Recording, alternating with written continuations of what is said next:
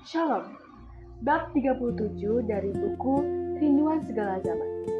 Berjudul Evangelis yang pertama. Bab ini mengisahkan perbedaan dua orang yang kerasukan setan di wilayah Gerasa, serta bagaimana kedua orang yang dipulihkan tersebut diutus menjadi penginjil pertama bagi bangsa-bangsa bukan Yahudi. Bab ini menyoroti kekuasaan Kristus atas iblis, harga sebuah jiwa, dan pentingnya kesaksian pribadi. Poin pertama, pendaratan di wilayah Gerasa dan ancaman iblis. Setelah meredakan badai di Danau Galilea, Yesus dan murid-muridnya tiba di seberang, yaitu di wilayah Gerasa. Begitu menenjakkan kaki di darat, mereka disambut oleh pemandangan yang sangat mengerikan. Dua orang kerasukan setan lari keluar dari kuburan untuk menyerang mereka. Orang-orang ini berada di bawah kendali penuh roh jahat. Mereka hidup telanjang, merusak tubuh mereka sendiri dengan batu, meraung-raung siang dan malam, serta memiliki kekuatan fisik yang dahsyat hingga rantai besi pun sanggup mereka patahkan. Masyarakat sempat sangat takut dan mengisolasi wilayah pekuburan tersebut. Poin kedua, otoritas Kristus mengusir rugian setan. Ketika kedua orang itu mendekat, roh-roh jahat di dalam diri mereka menyadari kehadiran Kristus dan berlutut menyembahnya. Melalui mulut korban tersebut, iblis-iblis berteriak, "Apa urusanmu dengan kami, hai Yesus anak Allah yang maha tinggi? Demi Allah, jangan siksa kami." Ketika Yesus bertanya siapa namanya, iblis menjawab, "Legiun, karena kami banyak."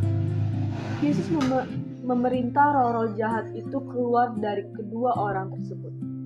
Atas permintaan roh-roh jahat itu, Yesus mengizinkan mereka memasuki kawanan babi yang sedang mencari makanan di lereng tersebut.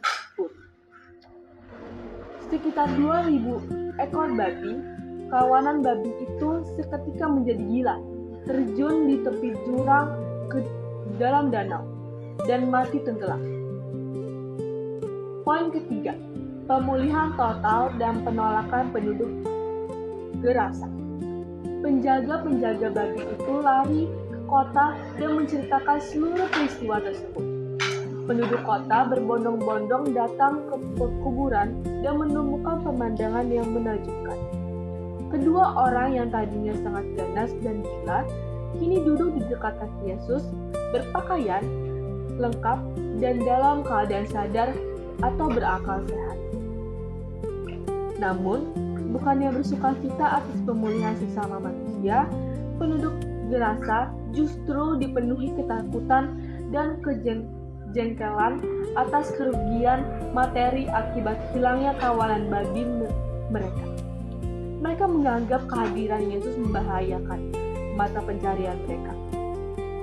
Dengan picik, mereka mendesak Yesus untuk segera pergi, meninggalkan wilayah mereka. Yesus menghormati keputusan mereka dan kembali menaiki ke perahu. Poin keempat, tugas agung menjadi penginjil pertama.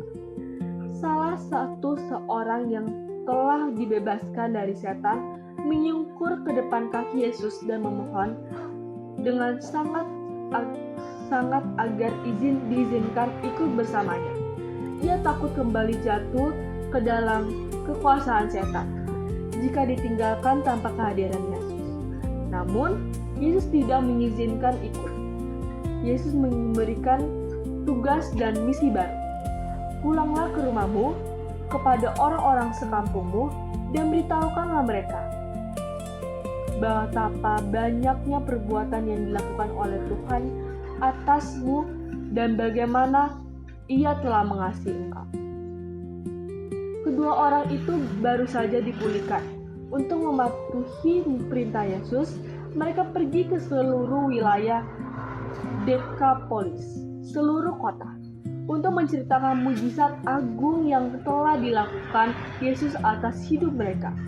Mereka menjadi evangelis penginjil pertama yang memberitakan kasih Kristus kepada bangsa-bangsa bukan Yahudi. Poin kelima, hasil kesaksian dan pembuka jalan bagi Injil. Pilihan Yesus untuk mengutus kedua orang ini sangat tepat. Ketika Yesus kemudian hari kembali ke wilayah Dekapolis, penduduk setempat tidak lagi mengusirnya. Kesaksian hidup dari dua mantan penderita kerasukan setan ini telah melembutkan hati ribuan orang,